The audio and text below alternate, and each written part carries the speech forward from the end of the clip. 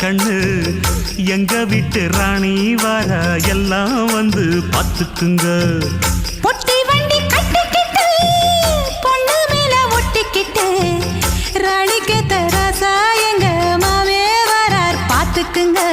கட்டிக்க போற பொண்ணு ஒட்டிக்கிட்டா தப்பில்ல செல்ல கண்ணு. தப்புன்னு யாரு சொன்ன கண்ணந்தொட்டு தாளத்தை போடு நல்லா. அட அப்படி போட்டுக்க ஆசைய பார்த்துக்கடு.